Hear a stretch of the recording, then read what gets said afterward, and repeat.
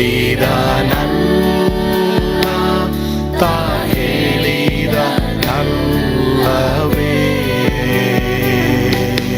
ನಾ ಕೈ ಬಿಡೇನು, ನಾ ಕೈ ಬಿಡೇನು. ಆ ಮಾತು ಹೇಳಿದನಲ್ಲ, ತಾ ಹೇಳಿದನಲ್ಲವೇ.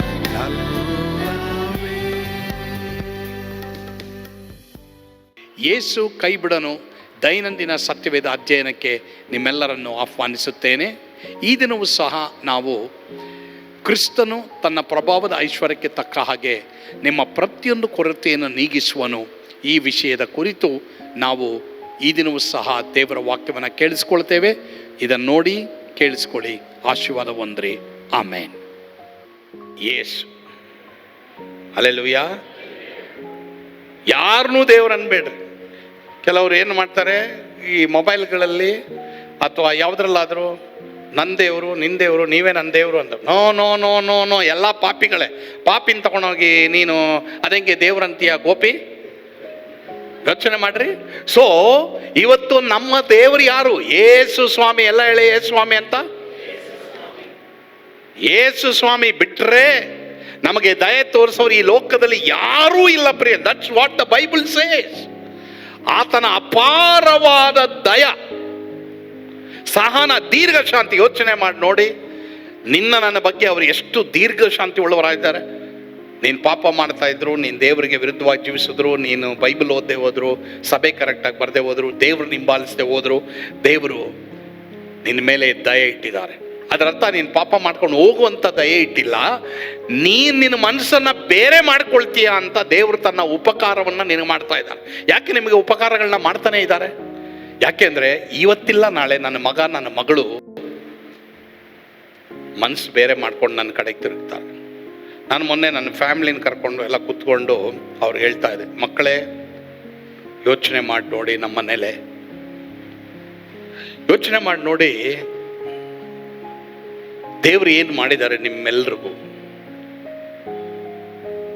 ಇದನ್ನು ಯೋಚನೆ ಮಾಡಿದ್ರೆ ನಾನು ನೀನು ಮಾಡಬೇಕಾಗಿದ್ದು ಒಂದೇ, ದೇವರಿಗೆ ಭಯ ಪಡಬೇಕು, ಅವ್ರ ವಾಕ್ಯನ ಚೆನ್ನಾಗಿ ಓದಬೇಕು, ಅವರಿಗೆ ವಿಧೇಯರಾಗಿ ನಡಿಬೇಕು. ಒಂದು ವೇಳೆ ತಪ್ಪಿದ್ರೆ ಮನಸ್ಸಾಂತರಪಟ್ಟು ದೇವ್ರ ಕಡೆಗೆ ಬರಬೇಕು. ಇಷ್ಟೇ ದೇವ್ರಿಗೆ ಬೇಕಾಗಿರೋದು. ನಮ್ಮ ಸ್ಟೇಟಸ್ ಗಿಟಸ್ಸು ನಾವು ಹಿಂಗೋ ಹಂಗೋ ಅದಿಲ್ಲ. ದೇವರಿಗೆ ನನ್ನಿಂದ ನಿನ್ನಿಂದ ಬೇಕಾಗಿರೋದು ಒಂದೇ ಒಂದು, ಮಕ್ಕಳೇ, ಏನಂದರೆ ಅವರಿಗೆ ಭಯಪಟ್ಟು ನಡೀರಿ, ಅವ್ರ ಮುಂದೆ ಹಂಬಲಾಗಿ ಜೀವಿಸ್ರಿ, ಬೈಬಲ್ ಓದ್ರಿ, ಪ್ರಾರ್ಥನೆ ಮಾಡಿರಿ, ಅಷ್ಟೇ. ಭಯಭಕ್ತಿಯಿಂದ ಜೀವಿಸ್ರಿ, ಇನ್ನೇನು ದೇವರು ಕೇಳಲ್ಲ. ಯಾಕಂದರೆ ಅಷ್ಟೊಂದು ದೇವರು ಮಾಡಿದ್ದಾರೆ ಅಲ್ವಾ?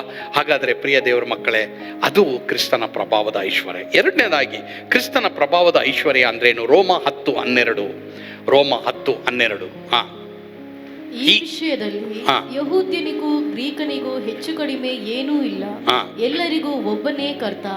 ಆತನು ತನ್ನ ನಾಮವನ್ನು ಹೇಳಿಕೊಳ್ಳುವವರಿಗೆ ಹೇರಳವಾಗಿ ಕೊಡುವವರು. ಆತನು ತನ್ನ ನಾಮವನ್ನು ಹೇಳಿಕೊಳ್ಳುವವರಿಗೆ ಹೇರಳವಾಗಿ ಕೊಡುವವರಾಗಿದ್ದಾರೆ. ಹೇಗೆ ಕೊಡ್ತಾರೆ ದೇವರು? ಕೆಲವು ಸಲ ನಾವೇನು ಮಾಡ್ತೀವಿ, ಸಾರು ಹಾಕ್ಬೇಕಾದ್ರೆ ಅರ್ಧ ಸೌಟ್ ಇಟ್ಕೊಂಡು ಬೇಕಾ ಬೇಕಾ ಅಂತ ಕೇಳ್ತೀವಲ್ಲ. That's our limitation. ನಮ್ಮ ಲಿಮಿಟೇಷನ್ ಅದು ಅಲ್ವಮ್ಮ. ಬಟ್ ನಮ್ಮ ದೇವ್ರಿಗೆ ಹಂಗಲ್ಲ. ಅವ್ರಿಗೆ ಇನ್ಫಾರ್ಮೇಶನ್ ಕೊಡದೆ ಹೋಗು, ಬೇಜಾನ್ ಕೊಡ್ತಾರೆ. ಏನು ಮಾಡ್ತಾರೆ? ಹೇರಳವಾಗಿ ಕೊಡ್ತಾರೆ. ಎಷ್ಟು ಕೊಡ್ತಾರೆ? ಹೇರಳವಾಗಿ ಕೊಡ್ತಾರೆ. ಅಷ್ಟಿಷ್ಟಲ್ಲ, ಹೇರಳವಾಗಿ ಕೊಡ್ತಾರೆ. ನಮ್ಮೆಲ್ರಿಗೂ ಲಿಮಿಟೇಷನ್ ಇದೆ. ಅಲ್ಲ. ಈಗ ನಾವೊಂದು ಸ್ವೀಟ್ ಬಾಕ್ಸ್ ತರ್ತೀವಲ್ಲ, ಬಾಕ್ಸ್ ಏನಕ್ಕೆ ತರೋದು ಗೊತ್ತಾ? ಇಷ್ಟೇ ನನ್ನ ತರೋದು, ಇಷ್ಟರಲ್ಲೇ ನೀನು ಆರಿಸ್ಕೊ, ಜಾಸ್ತಿ ಆಗಲ್ಲ ಅಂದರೆ ಸ್ವೀಟ್ ಬಾಕ್ಸ್ ಕೊಡೋದಲ್ವಮ್ಮ. That's our limitation, human limitation. But ನಮ್ಮ ದೇವರ ಲಿಮಿಟೇಷನ್ ಏನು ಗೊತ್ತಾ? ಅನ್ಲಿಮಿಟೆಡ್. ಮೊಬೈಲ್ಗಳಲ್ಲಿ ಬರ್ತದಲ್ಲ ಕೆಲಸ, ಅನ್ಲಿಮಿಟೆಡ್ ಪ್ಯಾಕೇಜ್. ಅನ್ಲಿಮಿಟ್ ಸರ್. ನನಗೆ ಒಂದು ಅನ್ಲಿಮಿಟ್ ಪ್ಯಾಕೇಜ್ ಅಂತ ಕೊಟ್ರಪ್ಪ. ರಾತ್ರಿ 12 ಗಂಟೆಗೆ ಕ್ಲೋಸು. ಈಗ ನೀವು ಈ ದಿನದ ಸೇವೆಯನ್ನು ಬಳಸಿದ್ದೀರಿ, ನೀವು ಸುಮಾರು 50% ಬಳಸಿದ್ದೀರಿ. ನಾನು ಅನ್ಲಿಮಿಟೆಡ್ ಅಲ್ವಾ? ಅನ್ಲಿಮಿಟೆಡ್ అంటే 12 ಗಂಟೆ ಆದ್ರೂ 1 ಗಂಟೆ ಆದ್ರೂ 24 ಅವರ್ ಆದ್ರೂ ಓಡಬೇಕು ಡೇಟಾ. లేదు 12 ಗಂಟೆ ಕರೆಕ್ಟಾಗಿ 12 ಗಂಟೆಗೆ 10 ನಿಮಿಷ ಇರಬೇಕಾದ್ರೆ ಏನು ಬರ್ತಾ ಇದೆ? ನನಗೆ ಮೆಸೇಜ್ ಬರ್ತಾ ಇದೆ. ಯಾರಿಂದ? ಜಿಯೋ ಇಂದ ಇಲ್ಲ ಏರ್ಟೆಲ್ ಇಂದ, ನನಗೆ ಗೊತ್ತಿಲ್ಲ. ಏನಂತ ಬರ್ತಾ ಇದೆ? ನೀವು ಈ ದಿನದ ಕೋಟಾವನ್ನು 50% ಬಳಸಿದ್ದೀರಿ. ನಾನು ಆಹಾ, ಏನೇ ನೀನು ಅನ್ಲಿಮಿಟೆಡ್ ಅನ್ನೋದು. ನಮ್ಮ ಏಸಪ್ಪ ಬಿಟ್ಟರೆ ಯಾವನು ಅನ್ಲಿಮಿಟೆಡ್ ಇಲ್ಲ. ಅಲ್ಲೆಲ್ಲೂಯ್ಯ ಅಲ್ವಾ? ಆ ಏಸಪ್ಪನೇ ಅನ್ಲಿಮಿಟೆಡ್, ಏಸಪ್ಪನೇ ಅನ್ಲಿಮಿಟೆಡ್. ನಮಗೆಲ್ಲ ಲಿಮಿಟೇಷನ್ ಇದೆ. ಹಾಗಾದ್ರೆ ಇಲ್ಲಿ ಬರ್ತಿದೆ, ಆತನ ನಾಮವನ್ನು ಯಾರ್ಯಾರು ಹೇಳ್ಕೊಳ್ತಿರೋ ಹೇರಳವಾಗಿ ಕೊಡ್ತಾರಮ್ಮ. ಅದು ಆತನ ಪ್ರಭಾವದ ಐಶ್ವರ್ಯ. ಇವತ್ತು ಯಾರ್ಯಾರು ಯಾವ್ಯಾವ ಕಷ್ಟದಲ್ಲಿದ್ದೀರಾ, ತೊಂದರೆಯಲ್ಲಿದ್ದೀರಾ, ದೇವರೇ ನನಗೆ ಹೇರಳವಾಗಿ ನೀವು ಕೊಟ್ಟಿದ್ದಕ್ಕಾಗಿ ವಂದನೆ ಸ್ವಾಮಿ. ಹೇರಳವಾಗಿ ಧಾರಾಳವಾಗಿ ಕೊಟ್ಟಿದ್ದಾರೆ. ಅದು ಕ್ರಿಸ್ತನ ಐಶ್ವರ್ಯ. ಮೂರನೇದಾಗಿ ಕ್ರಿಸ್ತನ ಐಶ್ವರ್ಯ ಅಂದ್ರೇನು? ಎಫೆಸ 3:1-7, ಎಫೆಸ 1:7. ಈತನು ನಮಗೋಸ್ಕರ ತನ್ನ ರಕ್ತವನ್ನು ಸುರಿಸಿದ್ದರಿಂದ ನಮ್ಮ ಅಪರಾಧಗಳು ಪರಿಹಾರವಾಗಿ ನಮಗೆ ಬಿಡುಗಡೆಯಾಯಿತು. ಇದು ದೇವರ ಕೃಪಾತಿಶಯ. ಇದು ದೇವರ ಏನು? ಕೃಪಾತಿಶಯವೇ. ಕೃಪೆಯಲ್ಲಿ ಅತಿಶಯ. That means surprise. ಕೇರಳದಲ್ಲಿ ಒಂದು ನದಿ ಇದೆ. ಬಸ್ನಲ್ಲಿ ಹೋಗ್ತಾ ಇದ್ರೆ ಆ ನದಿಯ ನೀರು ಗಾಜಿನೋಪಾದಿಯಲ್ಲಿದೆ. ಈ ನೀರು ಕುಡಿಯೋರು ಏನು ಮಾಡ್ತಾರೆ? ಸಾಧಾರಣವಾಗಿ ಆ ನದಿ ಹತ್ರ ಹೋಗ್ಬಿಟ್ಟು ಏನು ಮಾಡ್ತಾರೆ? ಫಸ್ಟ್ ನೀರು ಕುಡಿಬೇಕಾದ್ರೆ ಏನು ಮಾಡ್ತಾರೆ ಹೇಳಿ? ಹಿಂಗಂತಾರಲ್ವಾ? ಹಿಂಗಂತಾರೆ. ಬಸ್ನಲ್ಲಿ ಹೋಗ್ಬೇಕಾದ್ರೆ ಕೇರಳದ ಮಾವಲಿಕೆರ ಆ ಏರಿಯಾದಲ್ಲಿ ಈ ನದಿ ಇರ್ತದೆ. Beautiful, very beautiful. ನೋಡ್ತಾ ಇದ್ರೆ ಏನಪ್ಪ ಗ್ಲಾಸ್ ಥರ. ಆ ದಾಹ ಇರೋನು ಹೋಗ್ಬಿಟ್ಟು ಏನು ಮಾಡ್ತಾನೆ, ಆ ಗ್ಲಾಸ್ ಥರ ಇರುವಂಥ ನೀರನ್ನು ಅವನೇನು ಮಾಡ್ತಾನೆ, ಹಿಂಗೋಗಿ ಹಿಂಗೆ ಕುತ್ಕೊಂಡು ಹಿಂಗೆ ಕಲಿಸ್ತಾನೆ. ನೋಡ್ರಿ, ಆ ಊರಲ್ಲಿರೋ ಗಲೀಜೆಲ್ಲ ನೀರು ಅಡಿ ಇರೋದು.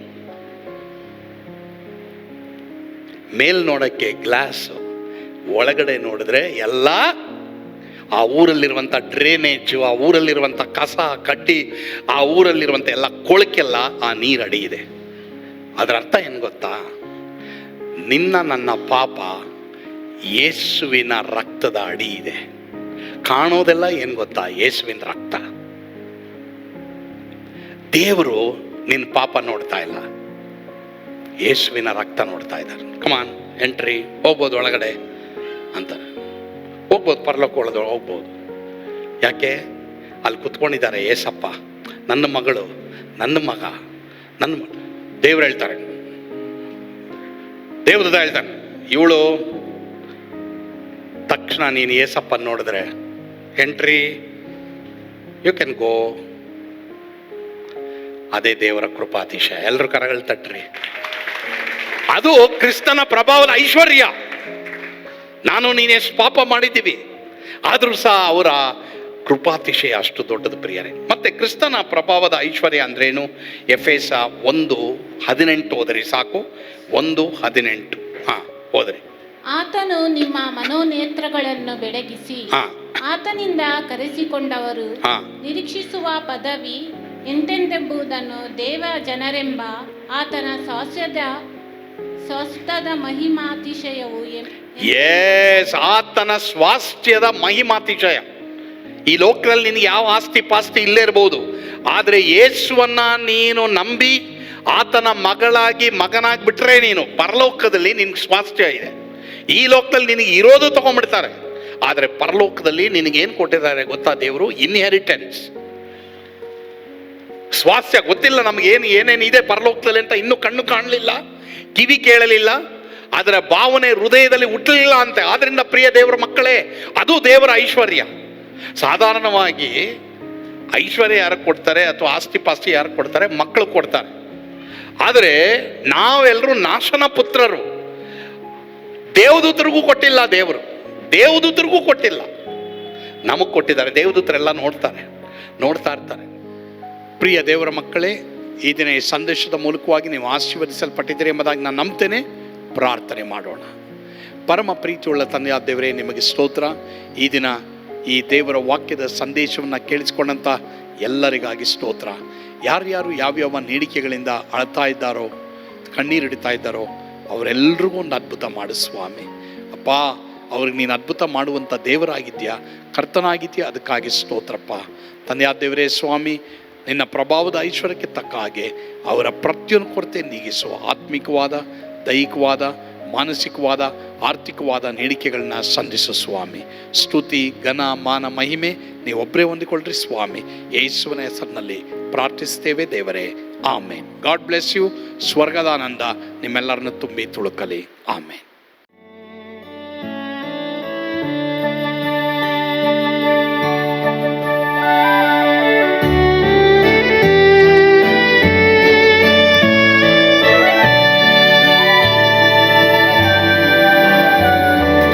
ಓ ಎಂಥ ಅದ್ಭುತವಾದ ದಿನ, ನಾನೆಂದಿಗೂ ಮರೆಯೇನು. ಪಾಪಂಧಕಾರದೊಳ್ ಅಲೆದೇನ, ರಕ್ಷಕನ ಕಂಡೇನು. ಕೋಮಲ ಕರುಣೆಯುಳ್ಳ ಯೇಸು ಎನ್ ಕೊರತೆ ನೀಗಿದ. ಕತ್ತಲೆ ಹೋಯಿತು, ಜ್ಯೋತಿಯು ಮೂಡಿತು, ನಾನೀಗ ಧನ್ಯನಾದೆ. ಸ್ವರ್ಗದ ನಂದ ಎನ್ನಾತ್ಮ ತುಂಬಿತು. ಶಿಲುಬೆನಾಥ ಎನ್ ಸ್ವಸ್ಥ ಕೈದನು. ಎನ್ ಪಾಪ ತೋಳೆದ, ಈರುಳ ದಿನಕ್ಕೆ ತಿರುಗಿದ. ಸ್ವರ್ಗದ ನಂದ ಎನ್ನಾತ್ಮ ತುಂಬಿತು.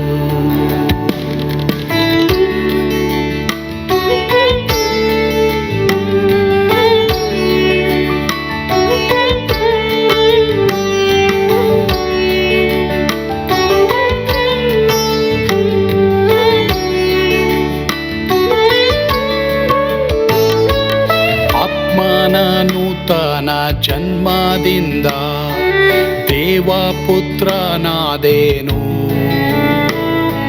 ನೀತಿ ನಿರ್ಣಯವ ಹೊಂದಿದೇನು, ಭಾಗ್ಯವಂತನಾದೇನು. ಪಾಪಾತ್ಮನಾಗಿ ನಾ ಬಂದಾಗಲೇ ಆಶೀರ್ವಾದ ಸಿಕ್ಕಿತು.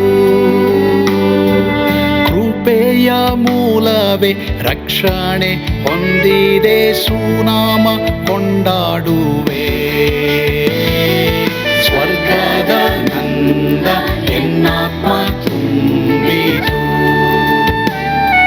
ಶಿಲುಬೆನಾಥ ಎನ್ ಸ್ವಸ್ಥ ಕೈದನು.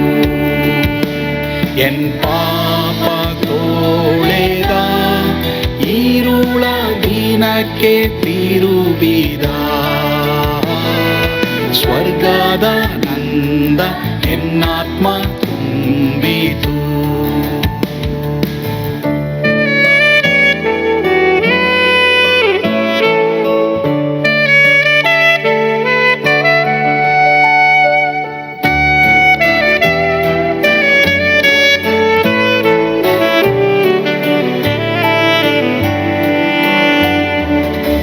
ಅನಂತ ನಿರೀಕ್ಷೆ ಏನಾಗಿದೆ, ಕಾಲವು ತೀರಲಾಗಿ.